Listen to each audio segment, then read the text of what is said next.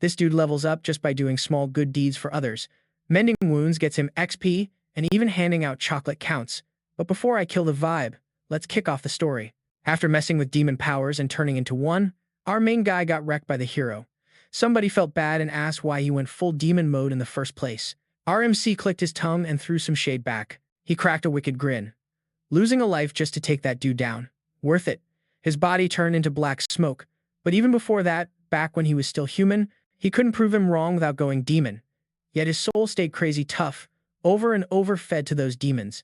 He lost track of time, maybe years, maybe over 10. Even after wishing it to end a million times, it never did. Finally, the last piece of his soul broke free. He woke up gasping and spotted a window, telling him congrats on becoming a seeker. Sitting up, he saw what looked like his own room, everything shining and weirdly familiar. He let out a chill sigh, finally able to breathe easy. Next, he tried talking and moving. The warm sunlight felt dope as he glanced at the clear blue sky outside, wondering if he'd landed in heaven. Nah, that can't be right. He'd been trapped by demons and turned into one himself. His soul should have been toast. So what's the deal now? His eyes caught the floating panel that popped up. He doubted the whole scene. He'd never seen magic that made letters hover like that. Heart racing, he hit yes. Probably a demon trap, but it was his only shot. Smashing yes kicked open the menu showing status, skills, quests, and message box. With status, some kind of social ranking. Tapping it, his info popped up. Salem Bergman, eldest son of the Duke's fam, 14 years old, a level -51 seeker with 310 out of 1000 XP to level up. He looked 14 now, but he turned demon at 17. After the hero beat him, more than a decade must have passed before his soul finally fainted. He stared at his reflection in the mirror. Thin frame and silver blonde hair framed him. Mom always hyped it when he was a kid. By 17, when he turned demon, it had gotten rough and dull with zero shine, and he had no clue what was going down. Still fuzzy on what seeker level meant, he peeked at the other tabs for now. Opening skills, he found nada. That was a major fail. Even if he couldn't win, he had some solid magic and talent. He didn't even know what counted as a skill here or how they scoped that out. So, he muttered those words again to chill himself out. Then with shaky fingers, he checked quests and saw a main quest plus a daily grind to finish. A message popped welcoming him as a seeker. To level up, he had to rack up good deeds and collect virtue points. A seeker trains to stay on the righteous path, toughening up his heart so he doesn't trip over temptations again. Peeping. His main quest, he had to hit seeker level 31 to fight off demon temptations, though the status had shown something around level 50 earlier. After looking closer, he realized it was -51 and freaked out. That meant raising his level by 81 just to get there. He started thinking about what really bumps up these levels and by how much. The status said he's 14 now. That meant he jumped back in time, but he scrapped that idea fast, way too wild. If this was the past, he risked falling to demon temptation again at 17 and turning demon all over. Salem wanted one thing only, the power to make those bastards pay. Taking it flipped him into a fiend and a villain to humanity. Yet, he took it anyway, just so he could win. From now on, he'd never get owned again by the hero who embarrassed him in front of everyone at the academy, the hot princess, or that cocky Maris girl always firing shots at him. Even his dad called him weak, and though they never said it, the retainer's eyes shouted disappointment. They call it demon temptation, starting with a tiny crack in a heart that's just a bit twisted. The noble heir knocked out by a commoner's kid, no match for the princess, losing influence from that Marcus' daughter, shaming both his dad and the retainers. Pathetic and worthless in everyone's eyes. Once temptation hits, it's game over. Reason and feelings get stolen and warped, turning him into a demon. With demon power, he went straight for the princess and beat her. Laughing, while the woman once hailed as the first king's equal begged at his feet. Although her healing was bonkers strong, he couldn't kill her with a single wound. He had to chop off her head. Before he could, the hero stopped him, casting magic with one hand and swinging his sword of light with the other. Salem hated that glow. The hero struck him down, and his soul got devoured by demons again and again.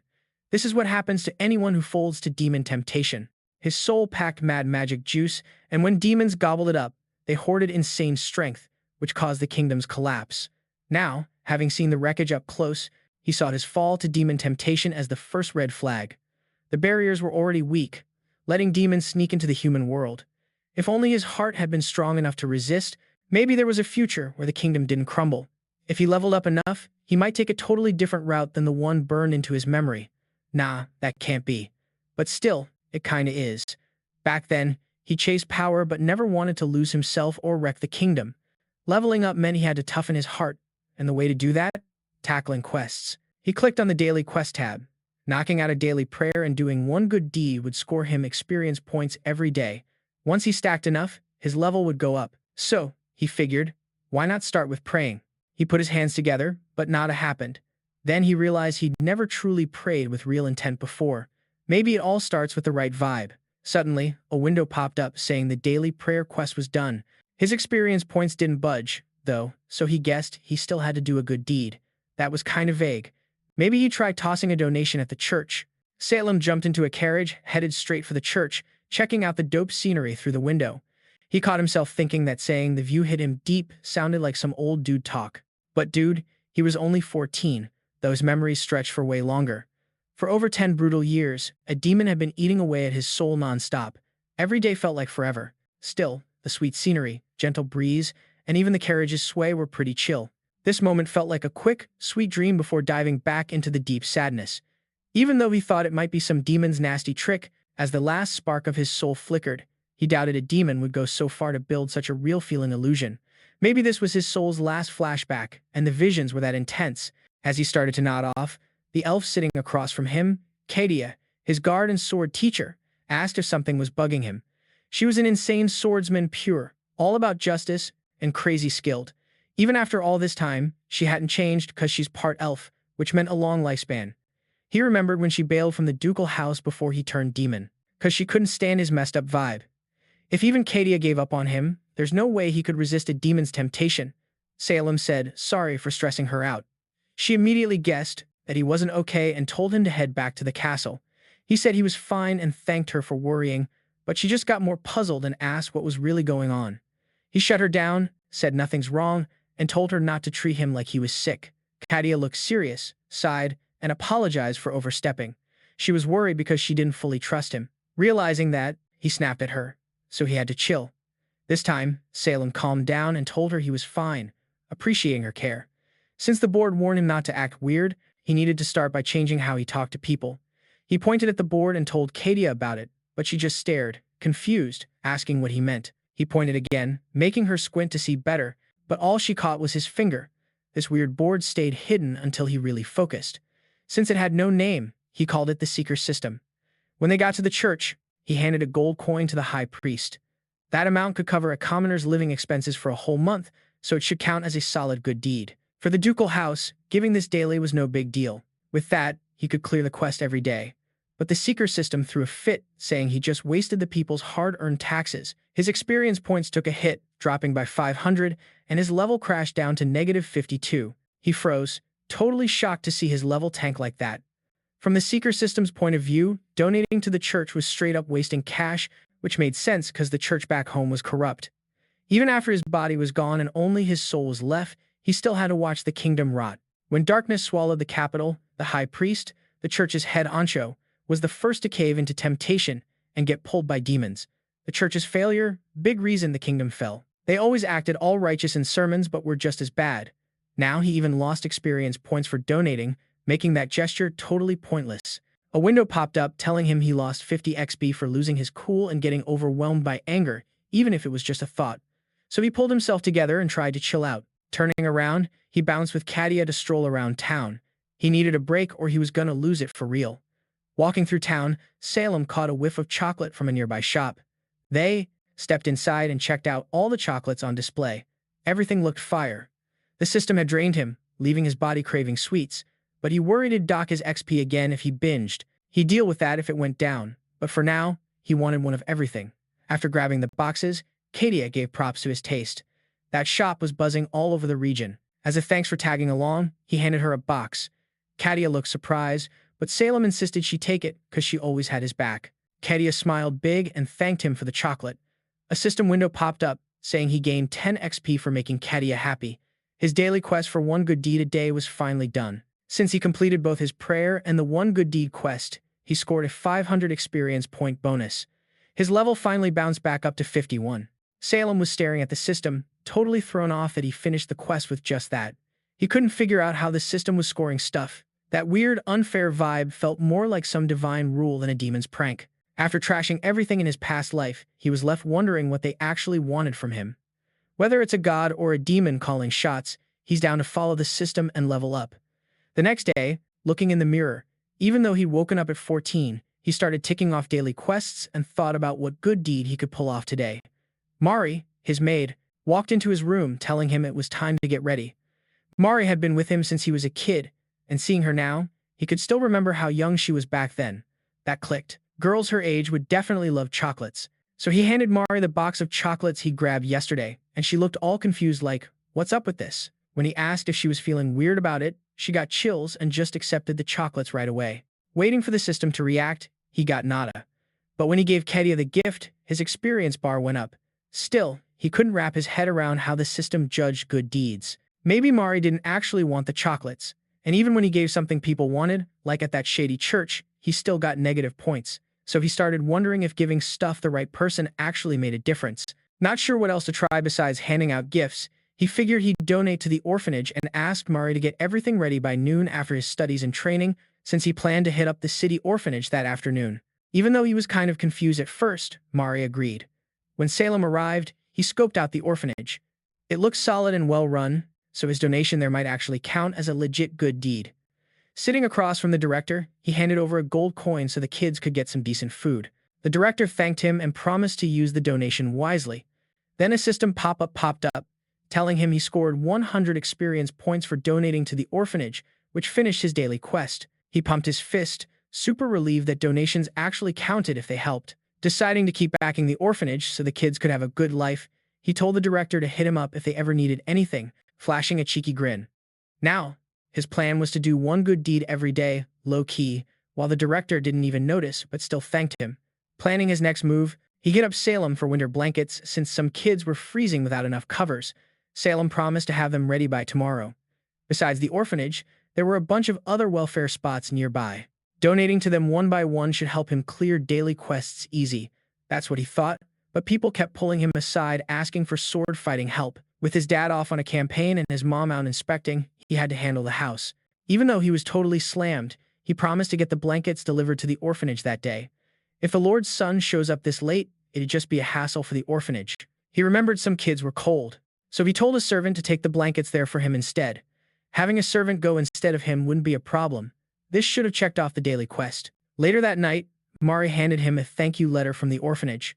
While reading it, Salem wondered why he didn't get a quest completion pop-up even though he arranged the blanket delivery, thinking maybe it didn't count as his good deed, since he only delegated it.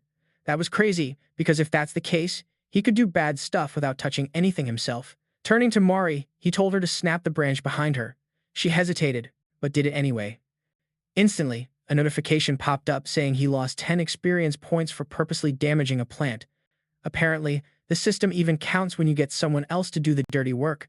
Still, there might be some difference between doing it yourself and outsourcing it, which could be a loophole. Then, another message popped up saying he lost 100 experience points for cheating suspicion, and he was fuming. He sighed and told Mari to head out. When she didn't leave right away, he asked why. Mari apologized, saying the room was super warm and cozy. Only Salem could make a space that comfortable, but the servants' waiting room was kinda chilly, even with heating magic on. Unlike the one here, powered by his massive mana, the other one ran on its own limited magic and sucked at warming up. Salem thought Mari wasn't lacking in mana. She met the minimum to work as a maid, but compared to him, a noble from a big house, her usable mana was hundreds of times less, and most of it was reserved for job-related magic tools. There was barely any left for heating, so the servants' quarters stayed warm from wood stoves. The main mansion had to stay smokeless and clean. Salem always thought magic tools made life easier, but never really thought about how little mana the servants actually had. He figured he should check the break room heater himself. When he stepped into the servants' waiting room, everyone looked shocked, walked up to the magic lamp heater and ignored their questions. After checking it, he saw it was barely getting any mana, almost nothing at all. Even if it was just the break room at work, having a comfy space was better. So, he poured some of his mana into it, and now it should feel way cozier. While at it, he warmed up the nearby hallway, and the servants' quarters too. The warmth spread through the previously cold areas, making a noticeable difference for everyone working there. Finally, the epic quest completion message popped up. It hooked him up with 100 experience points just for being kind, plus a bonus 500 for finishing the quest, which bumped him up to level 50. If kindness earns XP, then he's got to keep thinking about others. Keeping the magic heater running every day would spread the good vibes and probably count as knocking out another quest. But the system probably ain't that generous. Either way, he's gonna keep this up every night, even if no XP comes through. Then a pop-up suddenly hit him with 300 experience points, saying a selfless heart makes you grow, which totally blew his mind. And since he's lost points before just for random thoughts, looks like good vibes get rewarded too. But the worst part, the system actually, when Mari thanked him, he flipped back to her. Instead of answering, he was like, "What would you do if you had to do some good deed every single day?" She looked totally caught off guard. He'd been mulling it over and asked what was up, mentioning he'd seemed different since morning. He groaned, knowing she was right. Now that he's 14, late fall and all, he's gearing up to join the academy in the royal capital next year. He remembered how back then, anytime something annoyed him, he'd yell at the servants. With the academy entrance test creeping up, he's been grinding study mode hard, feeling totally stressed. Still, yelling's not cool, and he's crossing his fingers the system won't dock him points for that. Salem tried to play it off and told Mari he's working on growing up because he's headed to the royal capital next year. Mari bought the story and started picturing all the good stuff she'd do. If it was her, she'd pick up trash around town. Salem had never thought of that and figured he might want to try it too. Mari totally freaked and waved him off. Nope, that was her thing. If anyone caught her pushing the heir of a duke's house to do that, she'd be straight up booted from their fam. Salem couldn't believe it. Doing good's hard enough, now he's got to worry about social status. So yeah, maybe bolting from home would let him focus on leveling up since his future memories show a demon invasion wiping out not just his family but the whole kingdom. Super frustrating, but the commoner who beat him was seriously powerful. Even with folks rallying behind the hero fighting off the swelling demon hordes, they could only hold the line so long. People hauled ass. The kingdom got overrun with monsters, and eventually, it just disappeared off the map. So all he has to do is lay low, dodge the demon temptations, and avoid turning into one of them. Still, dodging the demon's grip won't stop the invasion. With church corruption spreading like wildfire, the demon attack's probably still coming, just like he saw. Better figure out how to save the kingdom without ditching his spot in this powerful duke family. Salem's still chasing the best outcome. He asked Mari for a daily good deed idea, and she suggested hunting monsters, but Salem shut that down because no way will he kill anything. Remember, he lost points just for snapping a plant branch, so hurting monsters is a hard no. Mari then threw out donating money, but he already did that. She tried racking her brain for more good deed ideas but started crying because she couldn't think of anything else. That scared him into losing 50 experience points. He quickly calmed her down, apologized for throwing a tough question her way, and told her everything's chill. Mari got even teary but from happiness because Salem was getting super kind. Laughing, he wondered if he'd really been that terrible at 14 for her to get moved by such a small sorry, and now he felt kinda bad. So he asked his teacher for advice and said he wanted to mature mentally before the academy, but had zero clue where to start. His teacher told him to make magical tools for people with weak magic, especially the poor. The enchantment magic he teaches is all about crafting tools by engraving special formulas. But stuff for poor folks doesn't make much cash, so development's slow, and he always thought those areas needed more attention. Grinning, he asked Salem what he thought and added that designing tools through other people's lenses would be good practice, though whipping up a new invention every day for a good deed might be pushing it. Sounds like a cool project, so he'd mull it over. Snatching a pen, he doodled on paper, trying to figure out what to make. It's tricky, because he's got zero real ties with people who have weak magic. Even among commoners, only those meeting magic standards get castle jobs. Mari's earlier words sparked an idea for a new creation. So, he asked his teacher about magic tools for heating. After some time, Salem sketched a magic circle to burn firewood way more efficiently. When placed under a fireplace, the flame pulls an ambient mana as it burns, making wood last 1 to 2 times longer without sparking any magic, which stunned the teacher because he realized Salem had adapted parts of a magical heating tool's formula into a sleek, crazy efficient design he couldn't believe came from just one quick lesson. The kid's got mad talent. Becoming an enchantment expert would seriously upgrade tons of lives. Nobles like him, loaded with magical power, are supposed to focus on slaying magical beasts. That's just how it goes. Diving deep into magical tool creation felt out of reach, and enchantment magic was more of a hobby for him.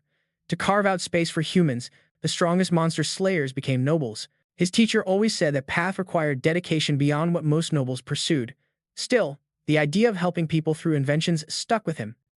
As a duke's heir, his primary duty was combat, but maybe he could find a balance between fighting and creating tools that helped others. Duke's kid got judged by his fighting skills, so dude had to be strong. Even though he kinda clashed with the Seeker system, He's going to send this blueprint over to a craftsman first since the teacher gave it the thumbs up.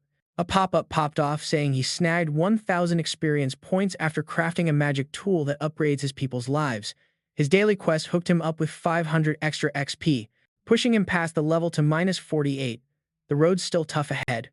By grinding quests and leveling up through the Seeker system, he's got to keep the demon vibes at bay and dodge that grim future. He's got this gut feeling he'll pull through somehow again. Today, Salem woke up in his own room. 6 days have flown by, and looks like he really got sent back to the past. Now he's 14, remembering how he turned demon at 17 and got iced by the hero. No matter how hard he tried to forget, every damn detail's burned into his brain. His body disappeared, demons ripped his soul to shreds, leaving him stuck watching the kingdom crumble for over a decade. And now, after all that, he's back in the past. Even though his soul should have been shredded to the last scrap, the whole sitch is a head-scratcher and gotta be tied to that Seeker system that wants him to toughen his heart and resist the demon's pull. Still, he's got no clue what that really means. After he flipped demon and the kingdom got wrecked, the only lead he's got to dodge that nightmare future is this system.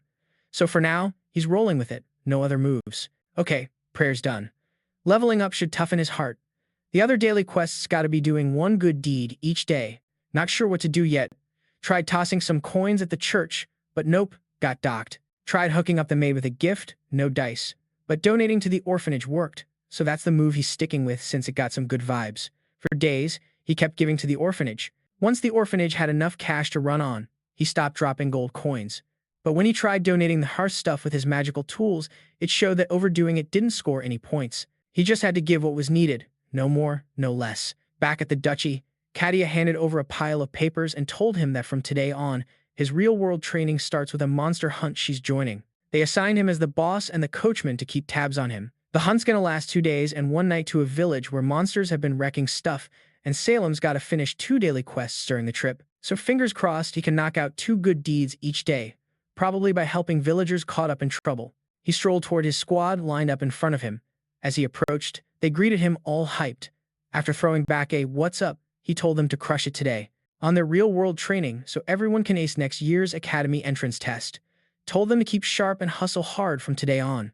Gilbert, a pumped-up knight, bitched that all they're facing are goblins and argued they should fight tougher stuff if they want to get serious. Valerie, the dude with glasses beside him, sighed and put it down. This hunt ain't just about killing monsters. Aside from the supervisor, it's just us, the nobles our age, going on this trip and making it back. The whole thing is training in disguise. Next year's exam's gonna be brutal, and if Gilbert's slacking, he's gonna regret it. He already knows a bunch of nobles are switching their exam year to match the princesses, and even if Valerie plays like he's better, they'll be classmates once enrolled. Salem's gonna enroll the same year as Crown Princess Will, whose fight skills are rumored to rival the First King's. The academy's chill with flexible ages, so many switch their enrollment to be in her class. Valerie nailed it. Competition for the exam's gonna be nuts, so they gotta grind in both books and combat. Gilbert Benson, son of Viscount Benson, is sweating the written part. Valerie Melders, who's been running the Duke's house without actually being a noble, is stressing about the fight part. Gilbert and Valerie might stand out, but literally anyone here could end up in Salem's close crew later, the way his future self remembers it. Back at the academy, some commoner who became a legendary hero smoked him in combat, and the mayor's daughter left him in leadership dust. On the outside, the crew acted cool, but Salem caught the annoyed sighs behind his back. So, he started snapping at those around him, and bit by bit, a gap grew between him and the folks who once had his back. One goal of this hunt is to bond with those future battle buddies. He's got to stick with the system and play it smart. Suddenly, the carriage they were riding in started to shake, and a bunch of kobolds showed up. Valerie told Gilbert to quit whining since weak monsters always pop up where humans rarely live. Mana-filled lands turn human when people settle them. But spots without people get monsters spawning from the mana. This is how savage the turf wars between monsters and humans get. Salem told Gilbert to take care of the kobolds despite Gilbert whining about doing the same thing like last time, arguing it's better for everyone to get some real fight practice than Salem jumping in every time. Gilbert knew kobolds were barely a warm-up for someone like Salem, but still didn't dig it. No way around it, he got off and handled it. Even when Salem told someone else to handle the monsters, the system seemed to be okay with delegating combat tasks. It only penalized him when he ordered pointless destruction, like that time with the plant branches. The system didn't do much, but it docked points when he once told someone to snap some plant branches for no solid reason. Gilbert never questioned going head-to-head with the monsters, so this kind of stuff didn't mess with his XP gain. He usually dodged straight-up fights when he could, thinking that getting kills himself might count as a system strike. Not totally sure how the system rated his moves, he just went with his gut and tried to keep losses low. Gilbert came back to the carriage, frowning, saying those kobolds were still a headache. For the next target, Salem was like, "Hey, all 6 of you, everyone but me and Gilbert should handle it." Valerie jumped back, surprised. Right on cue, 4 gray wolves charged at their carriage. These were tougher than kobolds, but they'd stick to the plan and deal with him. Stepping down, swords ready, the group looked nervous and pretty fresh, since they hadn't even joined the academy yet, but Salem told them not to stress. "Use your support magic. I got your backs, so stay chill and keep at it." After that, the 6 of them fought like champs and were way more relieved. Gilbert gave Salem props for being kind, but Salem was mostly thinking about the system since lending a hand with support magic didn't seem to trigger anything. They came back, thanking Salem and chatting a bit. Next up, he wanted to test what happens if he fights head-on. When they rolled into the village, the chief came out to meet them. He said goblins had been spotted around for a while and a settlement popped up west of the village, run by a hobgoblin boss with some magic-wielding crew. So, they called for backup, and Salem eyed the guy standing next to the chief, asking if he was the only knight in town, the one who usually teams up with villagers to handle local monster messes. One knight solo wouldn't cut it, so calling for reinforcements made total sense. The village chief looked tough, even more solid than Salem. Shout out to Salem's dad, their lord, for making help requests smoother. Salem was kinda taken aback, hearing props shout out for his dad. The ducal system was actually running smooth, and that made him feel proud. Once settled, the crew dove right into the desserts served up. Gilbert, still munching, turned to Salem, who just showed up and offered him some sweets. Salem said no thanks since he was heading out and warned Gilbert not to overdo it and wreck his dinner appetite. Gilbert shot him a look like challenge accepted, then went right back to stuffing his face.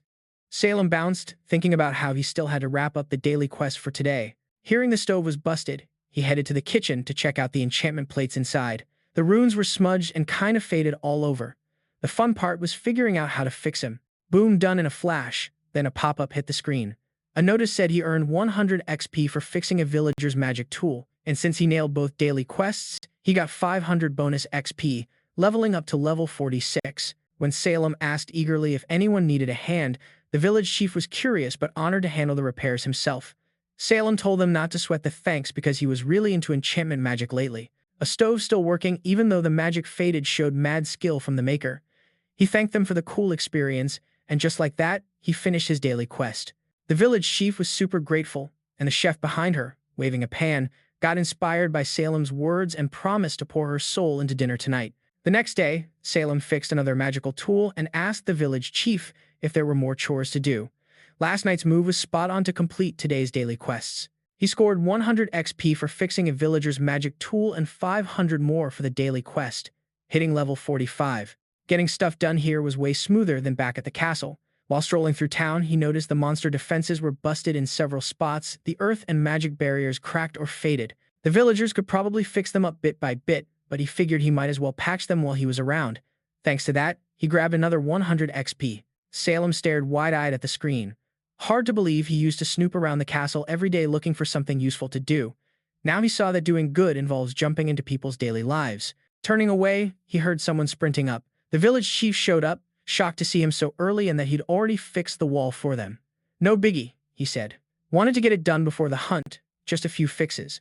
After all, protecting your people is what a noble lord's all about." Deeply moved, the village chief bowed respectfully, said she was proud to be part of House Bergman, and wished him luck on today's monster hunt. Salem looked a little thrown off, thinking it was over the top for just a few goblins, and only worrying about making sure the XP didn't get nerfed.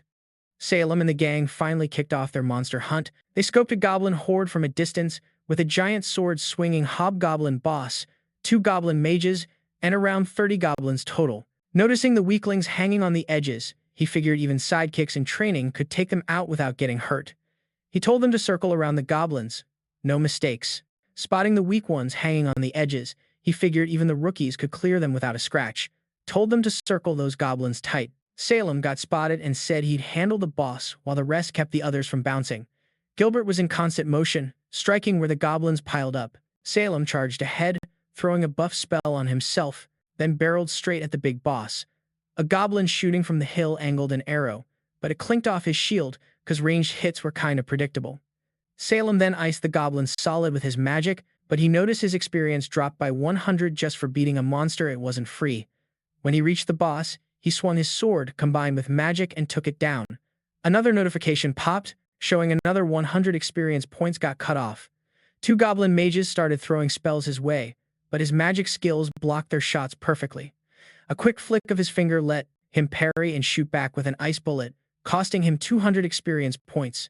Right then, a sneaky goblin popped behind him. When their eyes locked, the goblin bolted straight away, but Salem fired an ice bullet at its back.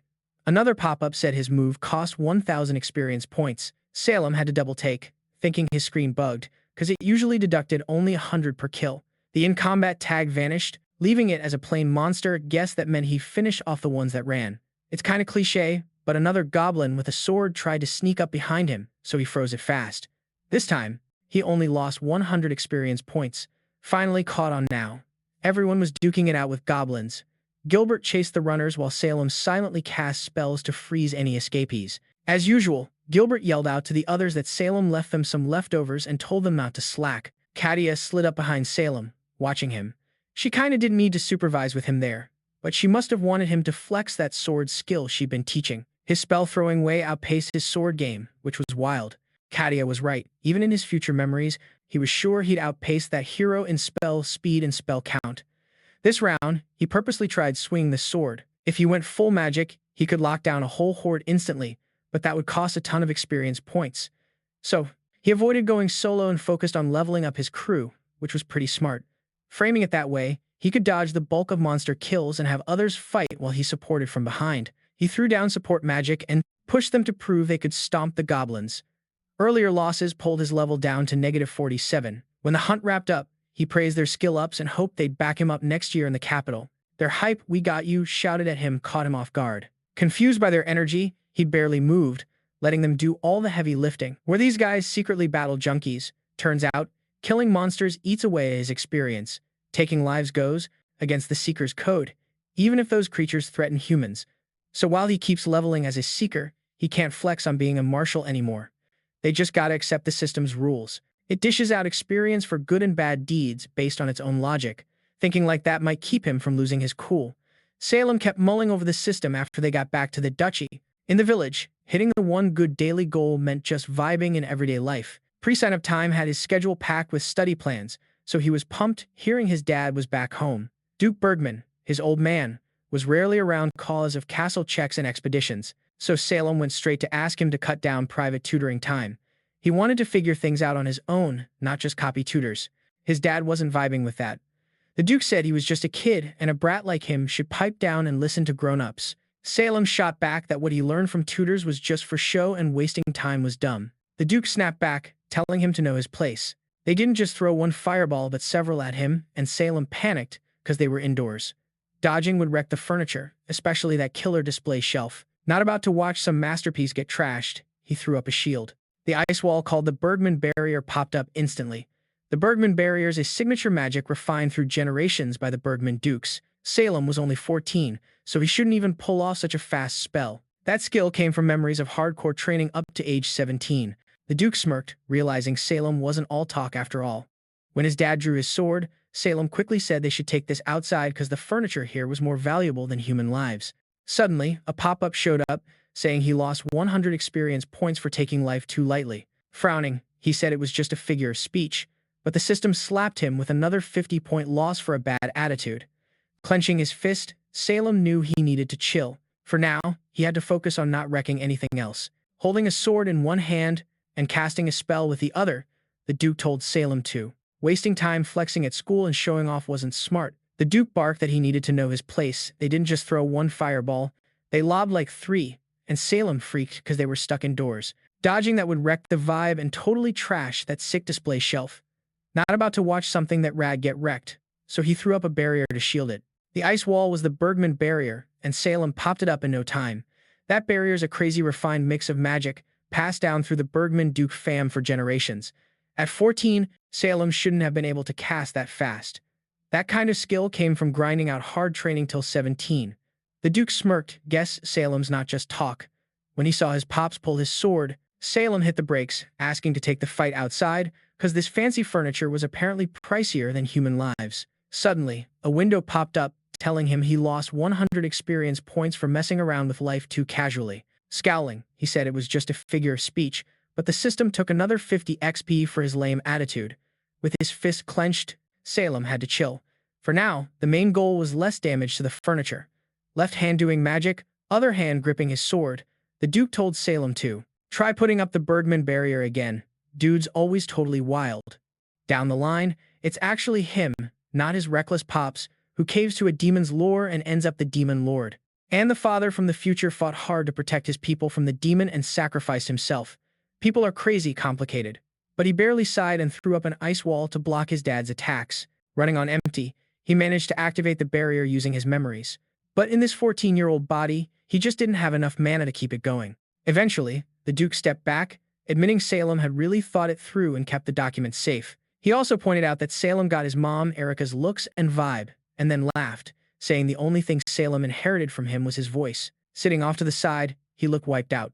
Lucky for him, his dad could be handled with some serious force. His mom, a total stickler for school, was out. So now he finally had a chance to level up. Starting tomorrow, he planned to head into town and try chatting with people. The next day, Sal made a sneaky trip to the city, decked out in basic clothes and going solo to pass as just a regular person. To keep his getaway under wraps, he told Mari not to let anyone into his room. Smirking, he thought he pulled off the stealth move perfectly. Finishing the system's daily quest of doing one good deed a day means mixing with the townsfolk. But being the heir to a duke's house meant his actions were under tight control. At 17, he gave in to a demon's temptation and became a demon lord. The demon kept gobbling up his soul non-stop, and after the hero took him down, his body got wrecked.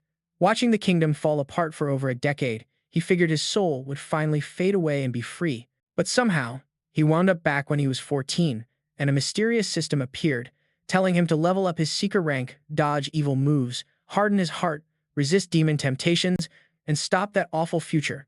Right now, he should listen to the system and start grinding levels. Just then, Salem spotted an old lady by the well. He offered to help with her water bucket. She looked up, curious about who he was, but took the help anyway. He got 10 experience points for helping out an elder and 500 for finishing his daily quest. Thinking that hanging with commoners makes the good deed quest easier, the old lady asked if he was free and if he could tidy up her place too. Salem asked what the tool she was holding was, and she raised an eyebrow like, for real? Dude must have had a bubble life not to know a duster. Nah, forget it. She guessed he didn't know and explained how to use it. You use the cloth part to dust things gently. He got that much. She started dusting the walls, kicking up a storm of dust in the house. Coughing. The old lady told him to be gentle, but Salem just said there was too much dust up high and borrowed her desk to reach it. He sat down and started. Salem asked for a container she no longer uses. Even though she was kinda offended by his lack of respect, Amanda still handed it over. With a flick of his finger, the duster floated up and started cleaning the high spots. Instead of dust flying everywhere, it all sucked right into the container. He wasn't a magical tool pro, just a hobbyist, but what he was didn't matter as long as he had skills. Then she grabbed his wrist and hauled him toward a shop. Amanda slammed the door and searched for Grandpa Yoann. Yoann wiped a cup, greeted Amanda, and asked who Salem was.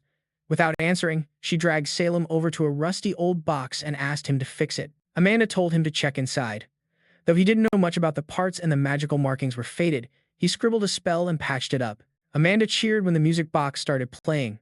Yoann was shocked. Salem actually fixed it and thanked him. The box was so ancient, nobody even tried to repair it, and getting a new one was tough since only the old-timers ran the shop. A pop-up showed Salem had earned 100 experience points for fixing a magic tool and leveled up to 46. Hyped up, Amanda dashed out to call the neighbors for a karaoke party since it'd been forever. Soon, the shop was packed with old folks singing and dancing. After they caught the joy again, Salem got 500 experience points. Covering his ear, Sal was baffled by all the noise. Townsfolk sure have weird ways to have fun. For days, Salem kept showing up at Amanda's place looking for stuff to help with. Day 3, Amanda started thinking he was either bored for real or just treating this like some rich kid's game. He's just trying to level up and do a good deed today. Though he's a bit odd but kinda charming, today's chore might be more than he's ready for. So Salem asked what was up and pushed Amanda to spill it. Amanda led him to the city's registration table and told the lady to sign him up instead of her. The woman asked what Amanda wanted this handsome kid to do. Gutter cleaning, obviously. The community cleanup day needed each house to send one person, which was tough for a single lady like her. She waved goodbye as Salem started cleaning gutters, clearing side drains, and other stuff. Doing those chores helped the townspeople and brought him closer to finishing that good deed for the day. Salem was all about opening those gutters, and if he's doing it, he wants to get it done right. Salem had been dropping by Amanda's place to kill time. By day 3, Amanda started thinking he was either seriously bored or just messing around like some rich kid flex. Dude just wants to level up, hoping to rack up one good deed today. Even though he was kind of weird but good looking, today's task might be a bit much for him. So, Salem asked what it was and pushed Amanda to spill the details. Amanda took him to the city's sign-up table and told the lady at the desk she'd have Salem step in for her. The lady asked what Amanda planned to have this handsome dude Salem do. Gutter cleaning, obviously. The whole community had a cleanup day where every household had to send one person, which sucked for solo people like her. She waved goodbye while Salem got to work clearing gutters, clearing out drains, and other cleanup stuff. Those little acts helped the townsfolk and got him closer to clocking that one good deed today. Salem was down to open those gutters. If he was going to do it, he wanted to see it through right. Using earth magic, he scooped all the dirt from the drains. Once he wrapped it up, he hauled it over to the empty lot. Dude gained 100 experience points just for cleaning up the town. Then bam, 500 more for smashing his daily quest. After wrapping up, he rolled back to Amanda's place and handed her the participation prize. Amanda popped it open, staring confused at his spotless clothes. He did clean the gutter, but he cleverly wrapped a thin shield around himself so he wouldn't get dirty, keeping his fam in the dark.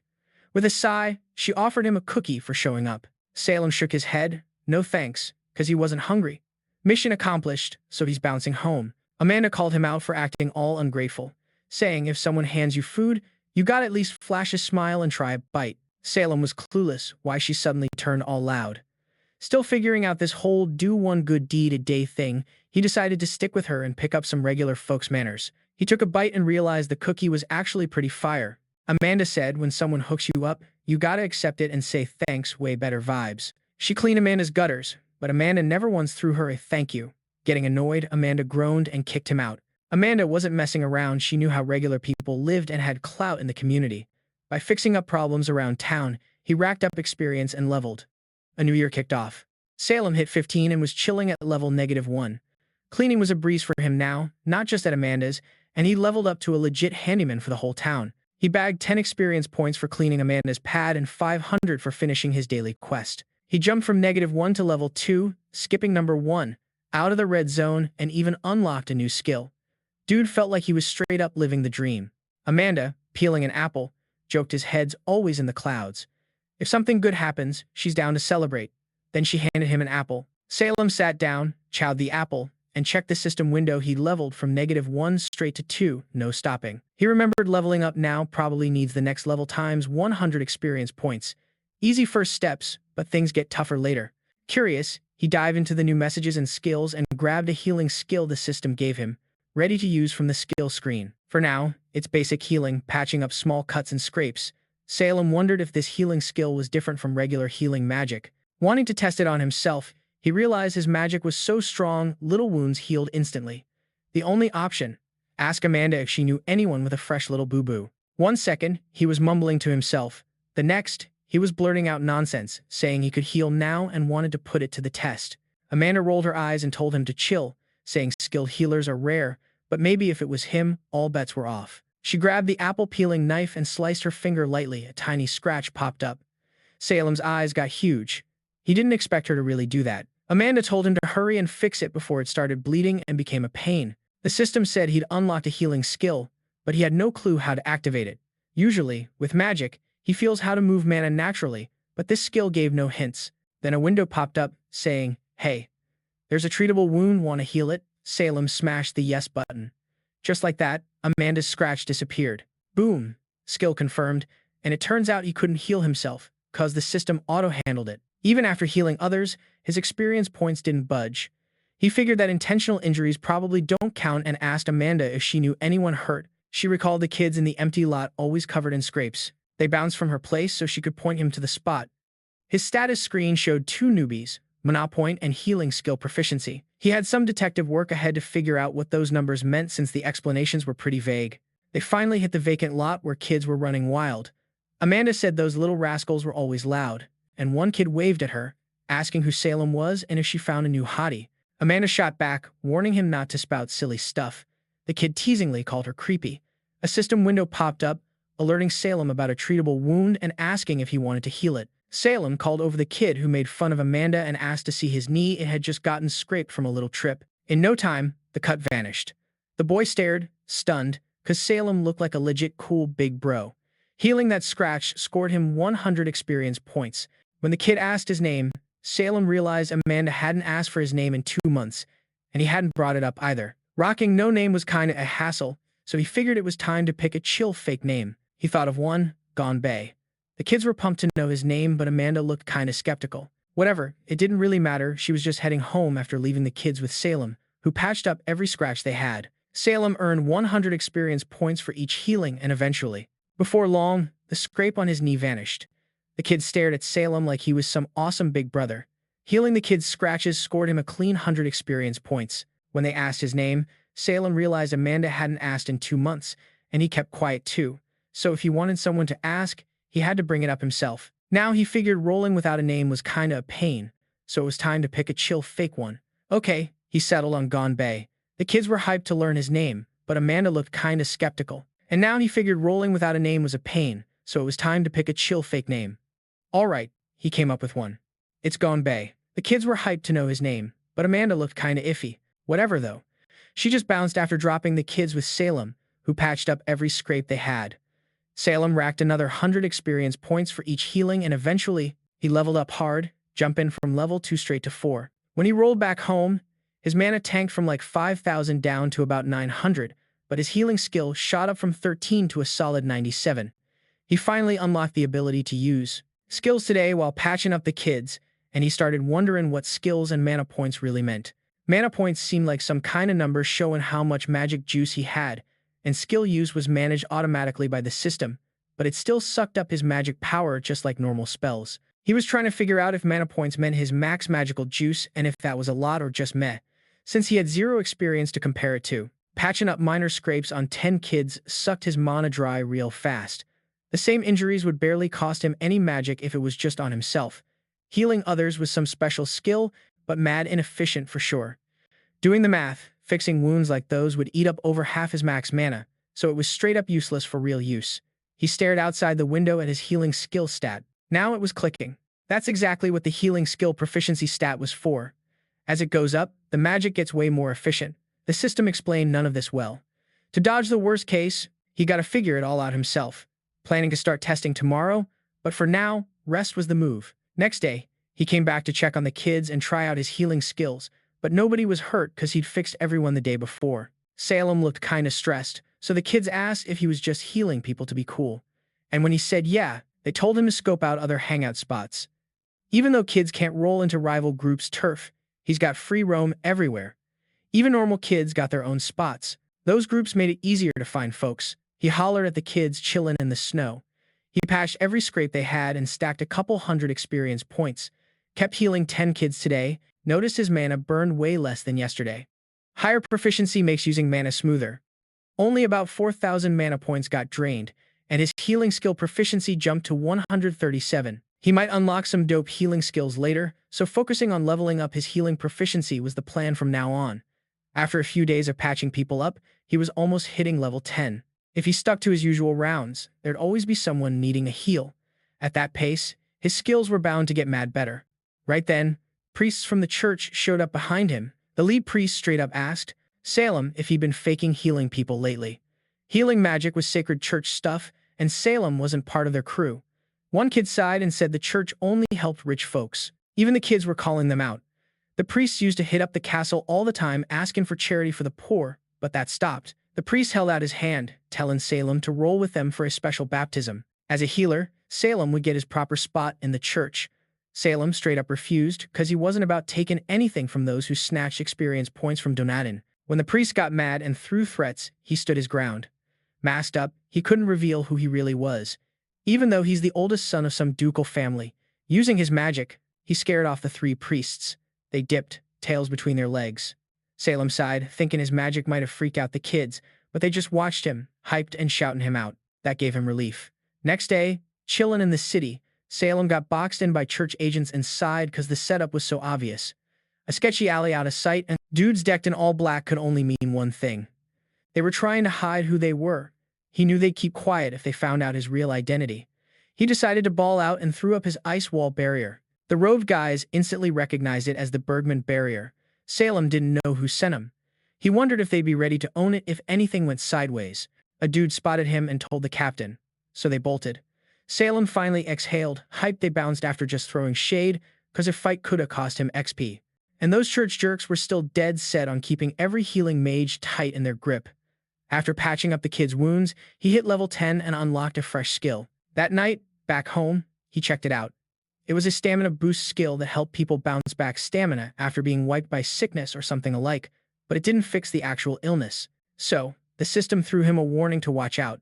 The skill was finicky to use right, and he still had to follow the system's guide to level up and toughen his mind to dodge the worst future he remembered. Next time he swung by Amanda's, he asked if she knew anyone stuck in bed.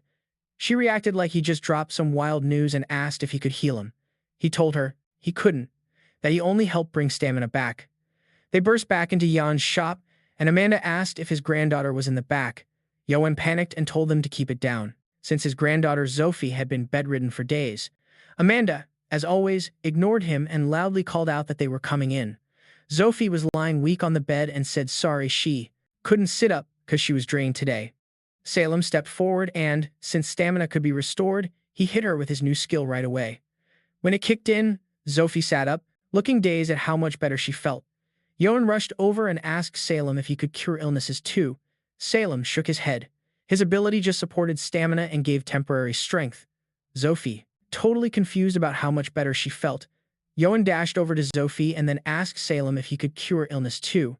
Salem couldn't. His deal only helped stamina and gave temporary strength boosts. Sophie still gave him props, because she was feeling way better. Salem scored 100 experience points helping a sick person keep their energy up. Back at the shop, Jan handed Salem a coffee and thanked him big time for what he did. Sophie's a poor kid who got kicked out of her husband's place after catching Na disease. Now, she's got nobody but Salem, who knows this sickness runs wild among the poor. Na disease, aka the weakling's curse, hits people with low magical defense or those who can't boost their bodies. High magic power, super rare for regular folks. Most people barely have any magic. Once you catch it, this nasty illness slowly drains your body till you die. It's brutal. Jan was hoping Salem could keep treating Sophie if his magic eased her pain even just a bit. For payment, the most Salem could offer was whatever they'd get from selling his shop. Amanda wasn't having it though. If the shop's gone, they'd lose their only happiness.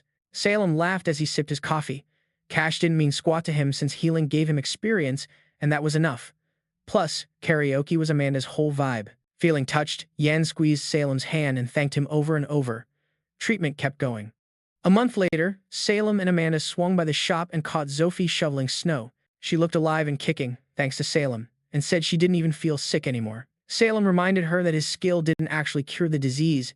It just helps keep strength up because the sickness sucks stamina slow. If they could keep their energy up, they might fight it off since humans naturally resist disease. Made sense. Salem had never been sick, so he hadn't thought about it before. Now he figured nobles bounce back faster cause of their high magic. Going to check on Sophie again, he found her totally healed like a miracle and freaked out hard. They both jumped from the shock. Amanda asked what was up. Sophie looked totally cured, a huge win, and she was crying. Couldn't believe it. After gushing thanks, she ran back to tell Jan. Amanda barely believed anyone could cure Na disease, so she planned to drop the news at Jan's family support meetups. After the meeting, Salem said he only boosts stamina and recovery depends on each person's own fight. A guy with tired eyes got it but still asked for help. Salem agreed to start with houses near Jan's shop. Walking there, Amanda told Sophie about Salem's stamina boost, but she hadn't been ready to share the news until now. If folks could get better, they had to give them hope. Recovery all on them though. The disease usually kills, but hope's still a game changer. So Salem kept pumping their stamina over and over, hit level 20, and got a fresh skill. Immune manipulation. He could now mess with someone's immune system to zap diseases their body could fight off. Once on, this skill makes the patient's condition flip fast and drains their stamina, so he better pair it with stamina boost or simple healing. This new move was screaming to be tested as soon as possible. He had 3 more patients today but was kinda low on mana. If he had any juice left, maybe he'd ask the last patient to try it out. That warning about quick condition shifts and stamina drain sounded dicey, but he trusted the system wasn't going to hand him a useless skill. After topping up the energy of 2 more patients and leveling up, It was time for the last one. Laura, the final patient, thanked Salem, because she felt way more alive now. Tears in her eyes, her husband helped her stand to serve tea for everyone. When she coughed, Salem warned her not to overdo it. Now she had energy again. It didn't mean she was totally healed. He still had some mana left, thought about trying his new skill, and suggested curing her illness all at once. Yoan got surprised since Salem hadn't mentioned this trick when Sophie was around. He only learned it after using loads of other skills. The method caused fast changes, drained stamina, quick, and could hurt. Seeing their faces, Salem said sorry for dropping it on them suddenly and promised to be back tomorrow for more stamina support. But before he left, Laura said she wanted to get better fast. Not wanting to burden her hubby, she was told to chill and take it slow, but she insisted on going for it. This sickness had hurt since day one, and after forever, she lost hope. If there was a faster way, even if it hurt more now, she was game. If she was sure, Salem would give it a shot. Using immune manipulation, he treated Laura while she lay groaning on the bed. Her stamina dropped because her immune response kicked in, and her body was taking damage. The system mashed stamina support with simple healing and said Salem better stay within 10 meters of her. Checking Laura's forehead, Amanda saw her fever spike and headed to grab something to cool her off. Next to her, Laura's husband asked if she'd be okay, and Salem nervously said treatment was moving along. Seeing Laura's pain made Salem feel bad because he was the one testing the skill. The system always pushed him to do good, so trusting its orders might just help him fight the bad vibes. Laura's face told Salem he felt kinda guilty for testing the skill. The system was always pushing good deeds, so following that without second guessing might help him dodge the messing with the devil's offers to flip the future on its head. Yeah, that's risky. Salem might have trusted this mystery system way too much, not knowing it could have been some devil's trick. Amanda was taking care of Laura while Salem stared out the window, clocking how late it'd gotten and realizing folks would notice he ditched the castle. But he couldn't just bail on her now. He prayed his magic held up until she healed. The healing stuff was totally run by the system, so he had zero clue what went down. All he could do was stay put. Laura's husband shot him a look like, "What's up with this?" But Salem just couldn't answer. It had been ages since he felt this nervous, like when he was stuck under the demon's grip. When the sun finally rose, Laura woke and apologized for keeping everyone up all night. She got up to whip up some breakfast, but suddenly tripped, and her hubby reached out to catch her, asking if she was okay. She told him she was chill, just a bit tired. And Salem, looking wrecked with serious bags under his eyes, checked the system's status window, saw the sickness was totally gone, and told them Laura was all healed. But oddly, for the first time, he didn't look pumped after bagging a huge chunk of experience points. Even relieved she was better, he just wanted some space. So, he stood up and took off. Laura's husband dashed after him, apologized for doubting him, offering the cash they'd saved for the church. But Salem said no, thanks, he had enough already. The guy was decked out like a proper noble, and if Salem ever needed anything, he just had to say the word, and the guy would hook him up. But honestly, Salem didn't really need anything from him. The bald hubby thanked Salem for healing Laura, saying he could ask for help anytime. Both really meant it. At last, Salem accepted the offer. Amanda had told him to take help when it's given, and that advice stuck. Now, going with that feels legit. When Salem woke up, the first thing he saw was Maury's tear-streaked face. Yesterday morning, he collapsed and didn't wake all day. Low-key, he sneaked into town and spent the whole night helping sick regular folks. Coming back to the castle next morning, the Duke himself met him well, really just scolded him for sneaking out without asking. The Duke drew his sword, pointing it at Salem, demanding what the heck he'd been up to all night. Salem tried to explain he was helping people in the city, but his dad got madder and swung at him with the sword. After pulling an all-nighter using his healing skill, Salem's magic was barely hanging on. So, because his dad isn't the type to mess around, he had no choice but to throw up an ice wall barrier. After taking a bunch of hits and finally collapsing from magical exhaustion, Salem was probably knocked out all day. He sighed and said sorry for freaking Mari out. She tried to stop him from bowing, but he just asked if he'd troubled her, and she said she was good, because taking care of him was part of her gig. He needs to quit sneaking around. Being the Duke's heir means if he acts solo and messes up, Mari and others could get dragged into trouble and punished.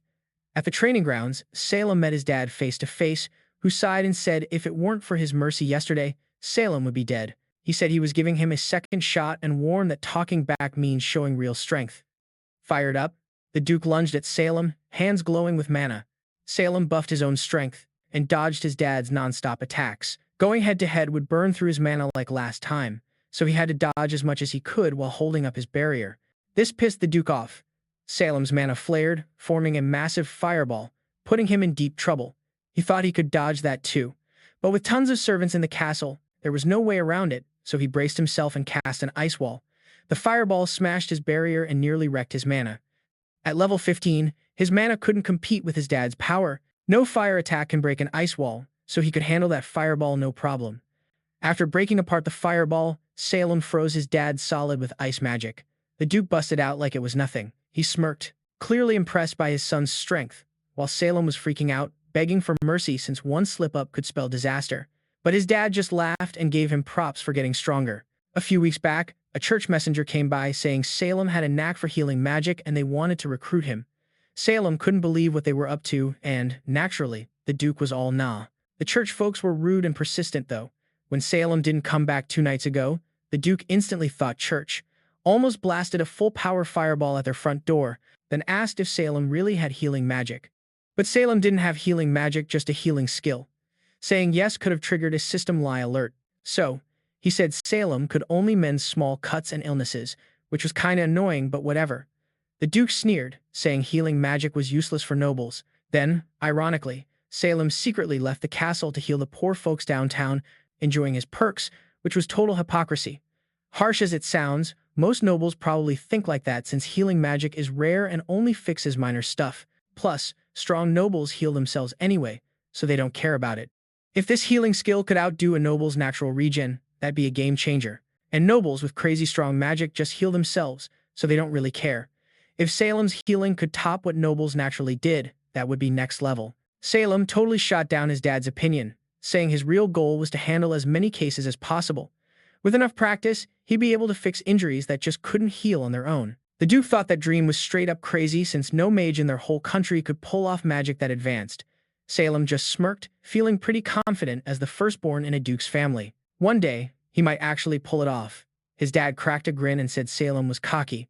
Truth was, it was a bit of a bluff. The Duke just turned away and told Salem to do whatever, since holding him back was pointless now. The system didn't flag those words as bogus, so maybe it really could happen. With his tutoring schedule switched up, Salem could finally head into town openly instead of sneaking around like before. First up was learning medicine and pharmacology from scratch. Using healing skills without the basics was way too risky, like he found out when he treated Laura. Even though the system could auto-heal, he wasn't about to rely on that without truly knowing what he was doing. It was way tougher than he'd thought. The church ran medicine, and since he refused to join, his requests got denied. Apothecaries were pretty rare among high-ranking nobles with strong magic, so he didn't have any hookups, making finding a teacher a big headache. Try Malau, someone recommended, but you gotta get past Jinxie first. Salem hit up Yan's shop where the sick usually gathered and started asking around. With a tip in hand, he sprinted to Amanda's place to ask if she'd teach him pharmacology. Amanda gave him grief for being too loud. He asked who told him she was an apothecary, and Yan owned up to it. So when Salem asked if Yan knew any apothecaries, Yan pointed straight to her, but that was a long time ago. Amanda was retired now, and Salem had no reason to ask her for lessons, since he had even cured that tough-nay disease, the one she couldn't beat herself. Salem's healing skill could crush diseases, but he figured using it without real knowledge was a risky game. He wasn't wrong. Pharmacology wasn't something you could learn overnight. It took years, sometimes decades of serious commitment, so she couldn't just throw him a quick crash course. He promised to grind it out and begged her to come along with him to the capital where the academy was. Amanda didn't want to leave the town she'd lived in all her life, but knowing what Salem was capable of, letting him loose without guidance wasn't good for anyone. So even though she hated getting involved, she agreed to teach him what she could while he was still nearby. He seriously planned to keep grinding by gum even after becoming her apprentice. Salem apologized for that and told her who he was, Salem Bergman, eldest son of Duke Bergman, the lord around here. Amanda wasn't shocked. He had way too much mana and most folks figured he was someone important. But when he dropped the name Gandhi, they treated him like any regular dude. Since ordinary people didn't really know how to act around nobles, teaching him pharmacology meant she couldn't keep calling him Gandhi like everyone else did, because a master-apprentice bond had to be on the level, and her late master had made that clear. So they made it official when he formally greeted her as his master and asked for her guidance. Even though he preferred she still call him Gandhi since living with commoners was starting to vibe with him. Start with something that'll actually boost my skills, he said. Healing wounds worked like physical enhancement, so Salem wanted to learn how to handle illnesses. The best way to get that was by seeing real patients and learning from actual cases. Since she'd retired ages ago, Amanda wasn't in touch with many sick people now. Salem figured he'd have to find some himself. Back at the duchy, Valerie told him 15 knights behind him had passed the recent entrance exam for the Royal Capital First Magic Academy. Along with those already enrolled, that made 22 people lined up to serve as his attendants. At the academy, Marquis Armento's crew had 16 members and Marquis Lovier's group had 24. Gilbert couldn't believe they were losing to Lovier. They had quite a few try out, but over half flunked. It was embarrassing. Marquis Lovier's family came from a tough mountainous area in the northwest, famous for rare monsters and producing skilled knights that rocked hunting. And Mary's daughter was strong too, so hunting was part of their everyday life. Many of them passed the school's combat-focused exams. He told them not to stress about the numbers, praised their progress, and said he'd count on them going forward, even if it meant more challenges ahead. His aides gave him warm smiles at his kind words. Later, he remembered his future self had got all obsessed about the size of other factions and blew off steam on close aides. Paranoia crept in, stress piled up, and it all began with tiny cracks. Those cracks turned into a big hole for demons to sneak in. Now, he didn't care anymore about how big the other noble groups were. He didn't know why, but he still had to keep his guard up. Salem asked for help right away because Valerie knew he could now heal the sick and wanted to sharpen his skills by treating tons of patients. He told them to gather info about the sick in the capital. Valerie was all in. Gilbert even volunteered to help too. With Amanda and his aides backing him up, Salem kept grinding on his pharmacology studies. Together, he and Amanda treated lots of patients and studied side by side, mostly helping people with Denna disease, which hits those weak in magic and immunity, and Zarin disease, and it all kicked off with tiny cracks. Those cracks blew open into a massive hole for demons to slip through. Now, he didn't even care how massive the other nobles' crews were. He had no clue why, but still had to keep his guard up. Salem told them to jump in as soon as possible because Valerie knew he could now heal the sick and wanted to sharpen his skills by treating as many as possible. He asked her to gather info about the sick folks and the capital. Valerie was all in, and Gilbert even threw in help. Backed by Amanda and his crew, Salem managed to keep up his pharmacology grind. Together, Salem and Amanda treated tons of patients and studied side by side, mostly helping people with NAD disease, which hits anyone low on magic and immunity, and Zarin disease. So, Zarin, this gnarly sickness hitting kids, also called the trial before 10, only strikes once, but it's deadly serious, and every kid who beat it sees it like a rite of passage growing up. They rolled up to the orphanage to help treat Zarin and handle the outbreak spreading through the kids there. While patching up the sick ones, a kid knocked and slipped into the room. Salem looked at her with some worry, wondering if it was cool for her to be in there with the sick, but Amanda was chill, saying it was okay. She explained that if the kid could roam around during this outbreak, she either had killer magic or an ironclad immune system. Some kids catch Zarin and don't even break a sweat, nobles included. Since the disease was spreading everywhere, the kid was probably fighting it too. Salem used his skills to boost her energy, and she got stoked, flapping her arms, saying her body felt way lighter all of a sudden. As expected, even if she wasn't showing symptoms, the sickness still drained her. He let her know the other kids would bounce back soon, just like her. She asked if they could all hang and play again, and Salem said yeah, telling her to hype them up so they'd heal faster. She was glad she wasn't the only one feeling fine because she just wanted to be with everyone else. Salem raised an eyebrow. She kinda sounded like she wanted to be sick with them too, which was a weird thing for a kid to say. She went over to her best friend's bedside, crying, hoping her friend would get better fast. Salem gave her a reassuring pat, saying her friend would pull through and they'd be back to playing like before. He'd seen all sorts of cases, but some diseases just don't budge to immune treatments. With his current patient, he fixed the skin but couldn't bring feeling back to the leg. The kid bawled, thinking he was beyond help. Amanda wasn't having it. She grabbed his head and shoved a swig of her green juice down his throat. He whined, it tasted nasty, but Amanda shut him down and gave him grief for skipping real food. He tried explaining, but Amanda cut him off, warning if he kept at it, he'd get seriously sick one day. Salem couldn't help but wonder what was up. This guy's been doing this stunt eating just bread rolls for a whole year just to get attention. Bet he's got a YouTube looking for clout. Amanda said, crappy diets, mess with your mana and bring all sorts of issues. Salem paid attention and thought, man, the world's full of weird people and weird sicknesses. Things got real when a woman bolted from their place calling for help because her husband ate monster meat from some shady dealer against her advice. Some monster meat's okay to eat, but some kinds are straight up deadly, causing killer food poisoning. Salem checked the husband, found his condition hopeless, and called Amanda over. She stepped up. First, they had to get the guy's strength back. Salem offered stamina support, but Amanda made the guy take special meds for monster meat poisoning. That gave a bit of a fighting chance, but if it was his time, it was his time. A system window popped up while Salem watched, telling him the illness was treatable now. He could heal the guy right then.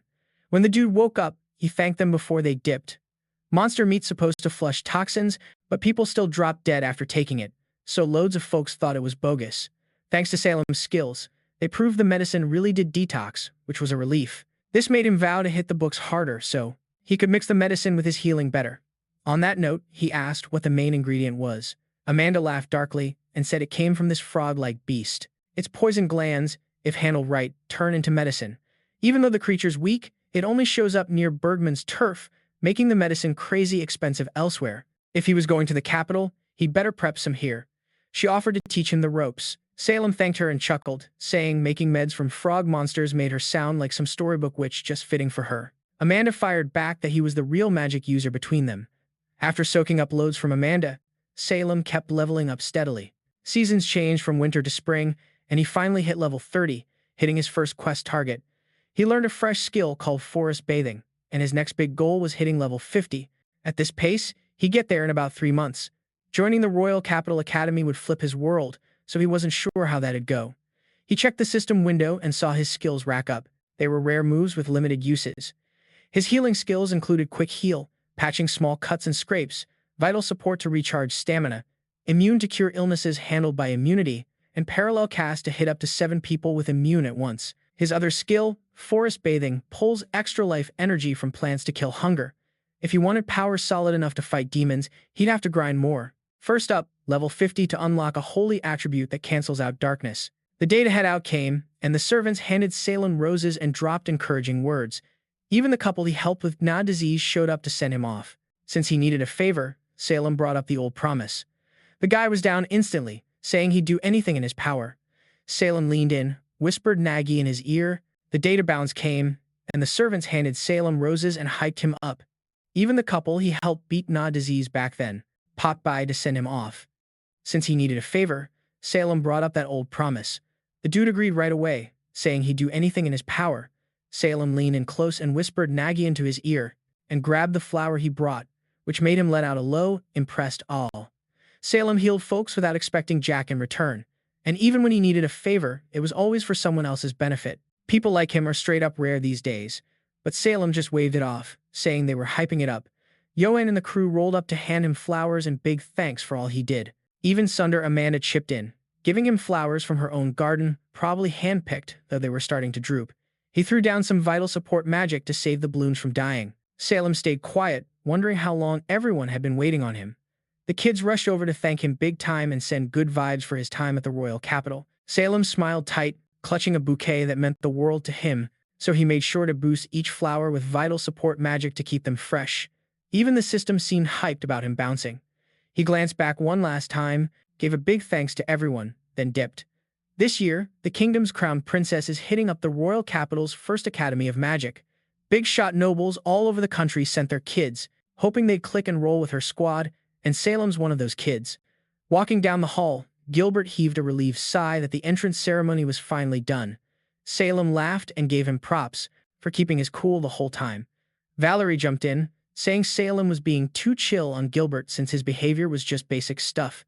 Gilbert, like a little kid, poked Valerie and asked what kind of food he could expect at the welcome party next. That place brought back some memories.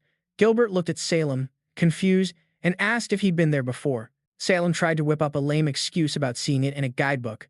Valerie bought it, her eyes sparkling like she was impressed. Dude looks sharp, but him and Gilbert are the classic Dumb and Dumber. Salem was here, for the first time as his current self, but it was actually his second time enrolling at the academy. He remembered how the last timeline played out, which we already know.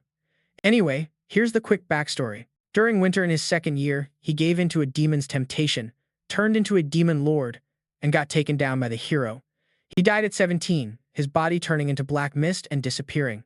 After that, the demon slowly ate away at his soul for over a decade, using that power to wreck the kingdom. Or at least, that was supposed to go down. Just when the last piece of his soul was about to vanish, he woke up back in his 14-year-old body, before even stepping into the academy. A mysterious system hit him up with a quest to resist the demon's pull, and, even though it made zero sense at first, he followed the system, leveling up his will and heart training even after reaching the royal capital. They showed up at Duke Bergman's estate a week before the entrance ceremony, and Salem and the crew joining him are going to head to the academy straight from the Duke's crib. The aides were wide-eyed, checking out the massive estate as Gilbert charged inside while Valerie watched in awe, struggling to believe they actually had a shot at going to school from such a baller mansion since it was honestly kinda overwhelming. But Salem was like, no need to hold back cause it's just the Duke's flex, and he wanted everyone to help him level up his healing game. Valerie introduced the two people Salem called up to help with patients. The guy had been grinding at the estate for years, and the lady came from a merchant family linked to the Duke. In the royal capital, the church runs big, so they'd be outsiders. Best to keep healing magic training on the down low. Late at night, they'd leave scoping patients to locals who knew the streets. Valerie caught the woman looking all jittery. Salem asked what was up. They already scoped out someone needing serious help, but it was daytime. He decided to roll out anyway despite the woman's worries. Ignoring her, rambling, he asked what the symptoms were. Some stuff he just couldn't fix, but at least he could check it out. A poor villager had eaten bad monster meat contaminated like crazy. Treatment costs mad dough, so they hadn't got care yet. Monster meat poisoning is usually deadly. Salem had seen a similar sitch back in his turf with Amanda. Back then, only Amanda's advice and a mix of medicines saved the day. She led them to the patients and apologized for the walk since the streets were too tight for carts. While walking, she spilled the tea that some young folks had caught monster meat from a shady dealer, and it turned out to be cursed or contaminated. Salem peeped cracked walls and a busted roof in this rundown area, which threw him off since commoners under the Duke usually lived way better. He wanted to patch things up with earth magic but had to save mana for healing. In his past life, he never thought he'd be here, but the cracks letting demons in were already there, and the woman led the crew into a busted building where patients were stretched out on the floor. The symptoms matched exactly what he and Amanda had treated before. Salem scoped the room and counted 7 people, the max he could handle at once. So, he planned to give medicine first to ease symptoms, now that they were fixable, then start parallel treatment. This treatment was going to take a minute at this pace. So, he told Quesa and Valerie to step outside and stretch if they got bored. But Quesa shut that down, saying, they're in the royal capital now and can't just leave him solo like they did back at the Duke's kingdom, insisting on staying in to keep watch. Valerie said she'd stay too, making sure he wasn't left alone. They're all about making sure someone's always by his side. Kadia's got the main gig of keeping him safe, while Valerie handles his school stuff. He told the 22 attendants to switch shifts now so no one burns out. After a bit, the patients started standing up, feeling way better. Salem told them the treatment was done, and when they gave him a confused look, like, who even is this dude? He introduced himself as Salem Bergman, heir to the Duke's family, and offered the porridge his crew brought once everyone got comfy. Mentioned porridge, and they all dove in like it was the best thing ever. They'd just been hit with food poisoning but still had massive appetites, probably the root of their mess. After they finished chowing down, they all gave Salem mad thanks, totally shocked that someone like the Duke's son actually helped them. Turns out, they all came from the same orphanage, and lately, they've been trying to launch a little biz together. It's tough, but they keep at it because being together is what matters most. They did mess up by grabbing the cheap meat. They're bad. Salem smiled, hearing this, and thought, dang, these folks are tough as nails. When the system window popped up, he looked over. Seeing how many experience points he'd stacked, his jaw legit dropped. Pumped up, he shook hands with a nearby patient and felt relieved everyone was all right. That day, Salem had treated 7 people at once and scored a massive amount of experience points. If he could level up like that every day, he'd be straight up unstoppable. They finally rolled into the welcome party spot. Salem hadn't been around this many people in forever. From now on, it's all about living in the mess of politics and backstabbing. This wasn't anything like the days when he used to joke around with Amanda. To dodge getting dissed, he plays it cool, picturing how proud he'd be as the Duke family's heir one day and how that same pride got him roasted and hated before. No way is he letting that happen again. Instead of acting all high and mighty, he's got to carry himself like a legit noble, calm and steady. Girls started sneaking glances and staring, which made him kind of nervous. Rolling with more than 20 attendants, trailing him looked super weird. These odd looks have been on him since the entrance ceremony. Nearby, a woman laughed, saying just being from a ducal house wouldn't get this much attention. Lately, he's been looking like a prince straight out of a romance novel, which totally grabs the attention of young girls. And even now, she spotted a girl blushing just by looking at him. Lisa Lott is Viscount Belta's daughter, a third-year academy student who enrolled 2 years ago prepping for this. In the old future, she never called him a storybook prince. Back then, he was super full of himself. Now, he's way softer, which explains why people see him differently. Given how much he changed even before he joined, it's no surprise folks imagine him living a happier, warmer life in some other world. Then the crown princess Rafula showed up with just 2 attendants, cutting their chat short. Seeing she had only 2 attendants, Gilbert guessed she wasn't super popular. Actually, Rafa runs the biggest faction at the academy and draws tons of followers, but she hates crowds and finds hanging with them annoying, showing zero care for factions or drama. So, Salem ignored Lysolada's jab about knowing the ropes and invited the 3 of them to meet Rafa solo. Approaching Rafa, Salem bowed with respect and greeted her. Rafa responded politely, but kept her face emotionless. Even if he turned demon in the future, he still couldn't beat Princess Rafa. The king has 2 daughters, Princess Rafa and Princess Amelia. Rafa was picked as crown princess early because she's got insane magical power. At first glance, she looks fragile and young, but word is her fighting skills are on par with the first king's. She's 15, same as him. Maybe because of his memory of the future, she seems even younger somehow. Seeing her blank look, Salem figured she wasn't into small talk, so he kept it short and was about to bounce when someone else cut in and talked to Rafa, one of her attendants.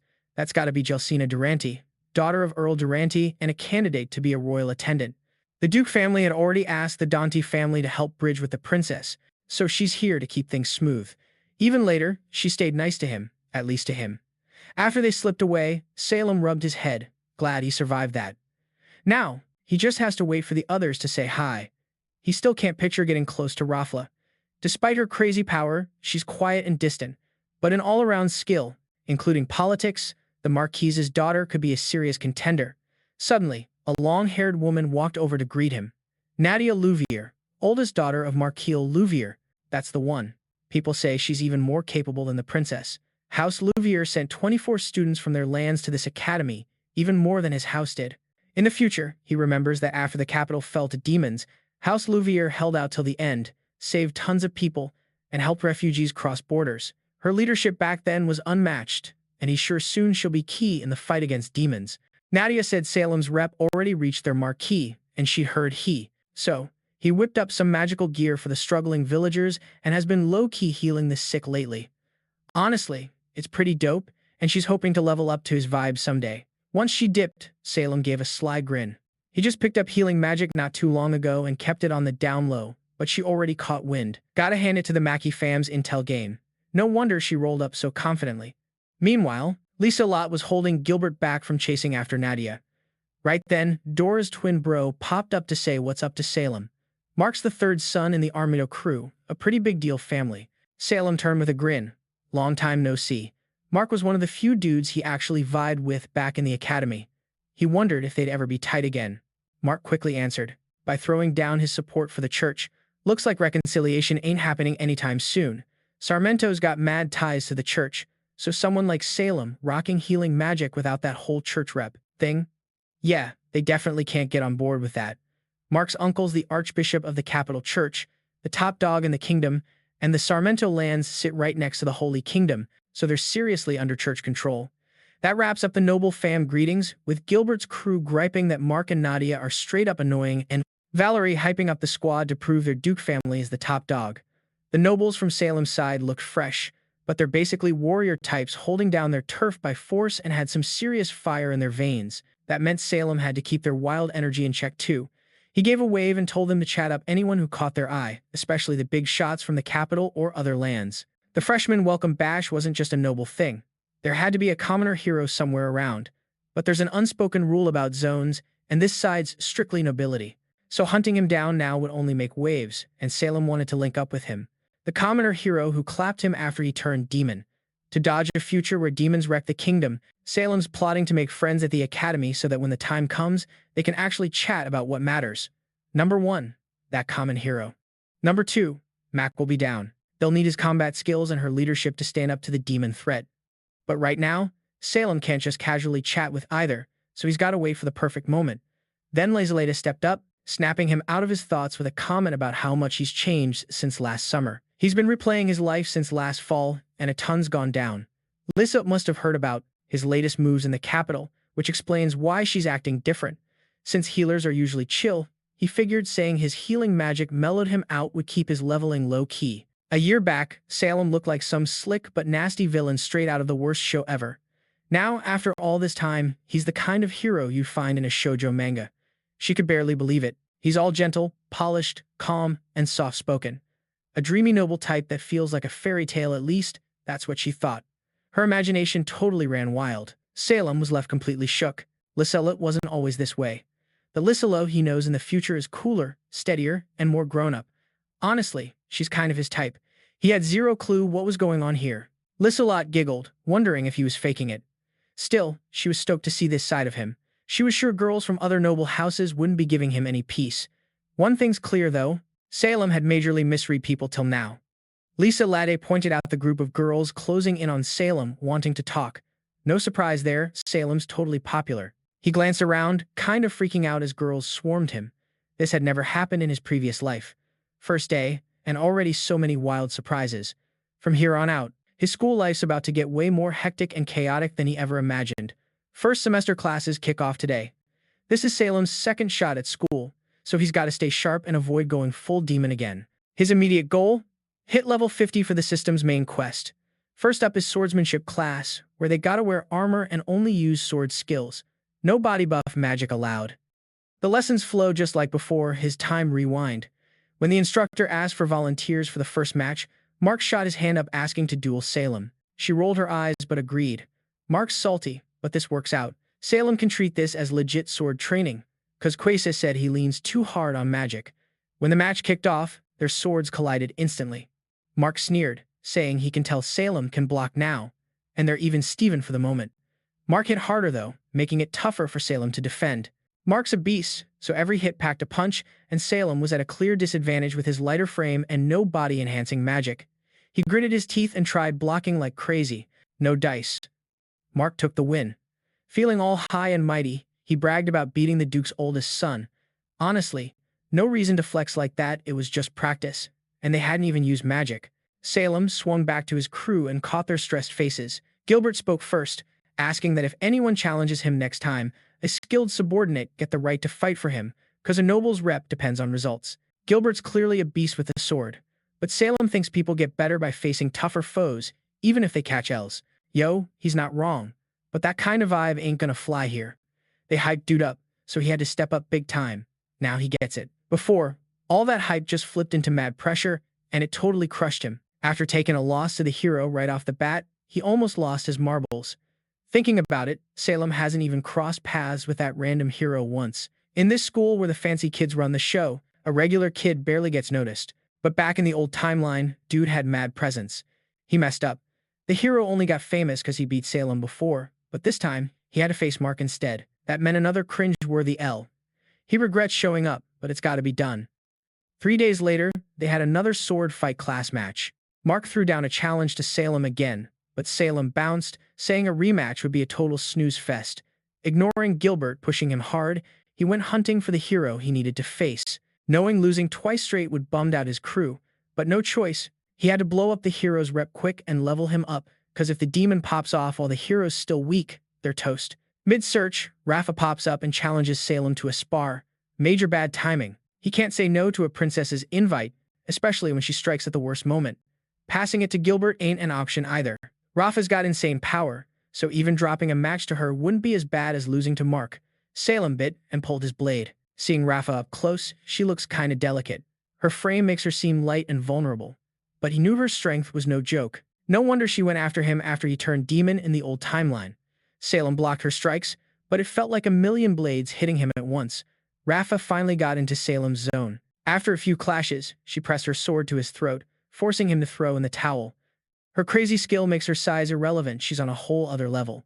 A week later, the magic attack class gathered at the training field, and Stein, their part-time coach, handed out the latest armor he cooked up with the magic research crew.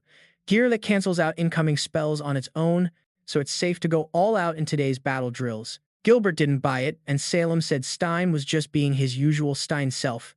Valerie wondered if he even knew their coach. Salem spilled that Stein was his private tutor back when he lived on his estate, so they were hyped and asked Salem to show off what he's got now. Stein started handing out the armor, but since it's rare magic gear, anyone below Baron rank just got to watch today. Zelm walked up to Stein for his armor. Stein clocked him and teased him for slacking hard on magic drills back home. This was the Royal Academy of Magic, top of the line. Stein warned him to play serious or fall behind. Salem frowned at the familiar sass, and once the Duke gave the nod, he was the first to skip classes. His old training was way too long, thinking longer grind meant getting better, calling it dedication but not anymore. Opponents today were picked from a draw, and Salem's buddy facing off was the second son of some account guy, throwing tiny fireballs. Salem didn't even blink. Salem scoped out the others. Princess Rafla and Luvia, Maurice's daughter, were going at it evenly. They didn't even need armor. They're solid on defense. Just practice among pros, so no sweat. Back in the old timeline, Salem caused a massive fail. With this magic setup, after losing to the hero in that duel, he couldn't stop obsessing. Trusting Stein, he maxed out his spell, ignoring his foe's real skill level. Left the kid badly hurt forever. It got worse when he freaked and blamed his opponent for being weak, saying nasty stuff to the kid on the floor. The hero snapped, challenged him, and walloped him hard. Major scar. Looking back, no surprise, everyone turned on him. This time, no screw-ups. He's gonna be chill and think about his opponent too. He shot an ice bullet to force defense magic. Stein's armor can stop spells at this level, but won't hold up against heavy hitters from top nobles packing serious mana. He'll hang back, but someone's got to keep an eye out just in case. Then the noise from Mark's fight caught his ear. If Salem plays it right now, he might be the one looking shady. Mark, like before, seemed ready to dump full power into his next move. Salem stepped in fast to guard Mark's challenger. She told him to ease up because the armor ain't bulletproof. Mark sighed, telling him not to get involved, because he was about to flex a killer spell. If it landed, it could have caused big trouble. That kind of magic gear can't fully block high-level noble spells. Stein jumped in and told Salem not to treat his magical gear like some cheap toy that makes Mark reckless and prone to chaos. He's just trying to keep drama at bay. They won't believe how fragile the gear really is until they see it firsthand on Salem's end. Salem still owes Mark a rematch from their sword fight, so they suggested settling it now. Mark was down immediately before anyone else got hurt. She jumped in quick to back up Mark's challenger, telling him to chill, because that armor ain't bulletproof or anything. Mark let out a sigh and told him to back off, saying he was about to hit his opponent with some serious magic. If that spell had landed, it could have caused some real mess. That magical gear ain't strong enough to block spells from the top-tier nobles. Stein stepped in, cutting him off. He told Salem not to treat the gear he made like some cheap junk just because it made Mark act all bold and reckless. Stein's just trying to stop any wipeouts. No one buys it till they see how fragile Salem's stuff actually is. Salem still owes Mark a rematch from that sword fight, so we said let's settle it right now. Mark jumped on it fast before more people got hurt. He's gonna throw down with Mark and bust this armor. Mark landed the first hit and was totally chill about it. Mark shot an ice bullet, and Salem barely dodged the crucial spots to show how weak the armor actually is. Hurt up, he tried to prove the armor doesn't block magic anymore, but Stein just blamed him for dodging training, which wasn't fair. His old self shouldn't have trusted armor made by a dude like Stein anyway, since he's trash at judging people. In the old timeline, he got caught by a demon and the kingdom got wrecked. That taught him how savage and cold people really can be and made him way more cautious. Even when playing good guy, thinking ahead is clutch. Mark laughed and got ready to strike again. No way seeing Salem all beat up was going to make him stop. Just getting hurt isn't going to wake him up to how risky this armor is. Mark fired an earth cannon, but Salem blocked it without breaking a sweat. He said sorry, then leapt at Mark, asking him to hang tight for a sec. Salem cast an ice cutter spell and sliced Mark's side. Mark screamed and rolled on the ground, but Salem said he was totally overreacting. A scratch like that is nothing anyone from a top family could heal it up with basic body buffs. Then a window popped up showing 1,000 experience points got taken off for hurting someone on purpose. Talking smack and hurting folks has got to be why. It's just him repeating his old future mistakes. At this rate, he's going to be hated all over again. His eyes widened when Gilbert's voice showed up. They hyped him up for beating Mark, and the other crew thanked him for getting even. Mark's diss in the last sword class made the others see it as just right payback, especially nobles who live for honor wins and losses. Mark grilled Stein, who freaked out because the durability test should have stopped this. Salem looked down on Stein, saying he totally underestimated how crazy powerful high-ranking nobles are. Their magics on a whole other level. Salem was salty that Stein thought this armor could stop them, but he still said it's good backup for low-ranking nobles or commoners training. He told Stein to let the Watchin students borrow it so they stop overhyping magical gear and causing crashes. That Stein thought this armor could stop them. But Salem still said the armor's useful backup for low-ranking nobles or commoners training and told Stein to let. Lim turned around and dipped after being so aggressive. The hero should have challenged him to a duel, but he didn't. Makes sense though, cause unlike the old timeline where he wiped someone out one-sided, this was a legit fight between nobles with history. So, a commoner hero had zero reason to jump in. Salem even pushed back on the idea that main characters in these manga are clueless. Oh well, nobody got seriously hurt, so that's chill. A system window popped up saying he scored 100 experience points for helping others, though he lost, but he lost 1,000 points earlier, so he thought the system was dumb. Over time, Salem kept racking up praise after beating Mark. Gilbert and Valerie were glad folks finally saw his real strength. Things look good. Well, not really. 3 weeks in, and no one's paying the hero any mind.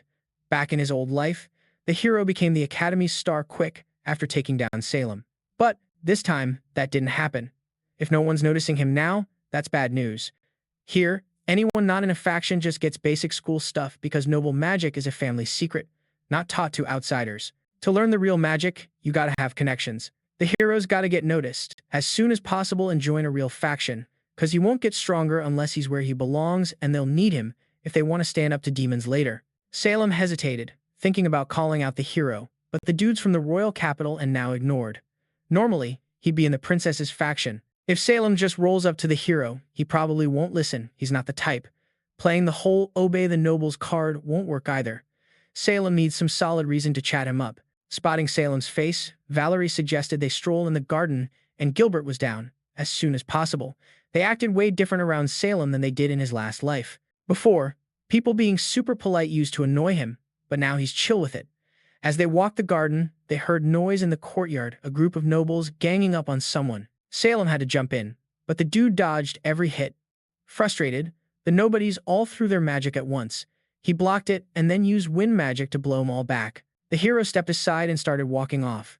Salem ran after him, ignoring the nobles yelling for help. Confused, the hero looked back. Salem just smiled and gave him props. Gilbert nudged Salem, shocked to see a smile he'd never caught before. Salem kept grinning. Based on his old research on the hero, he knew smiling and approaching chill was the move. Salem wanted to spar and even promise a reward if the hero won. He couldn't hold back and had to make that connection no matter what. The hero said no, because he wasn't into it, which ticked off Gilbert, turning him into a super protective guard dog. Salem stopped Gilbert from name-dropping because he knew the hero hated that. The hero seemed to recognize him and asked if he was the one who helped those folks with food poisoning about 3 weeks ago. Salem asked how the hero even knew about that. The hero explained that the people Salem healed were actually his childhood friends. Salem was surprised by this unexpected connection. How do you even know that? Salem came off like a character straight out of a hit novel to the hero. Turns out, the folks he healed were actually the hero's childhood buddies. Right then, the hero decided to roll with the modest offer from that elegant maid. Finally, all the Seeker's grind on this path was paying off. At the Bergman family's training zone, they told his crew to clear the spot, since they were about to duel there. Salem properly introduced himself this round, and the hero did the same, saying he goes by Leo, cause he grew up in an orphanage, so no last name to flex. No rules set for their spar, could use magic, swords, whatever they wanted.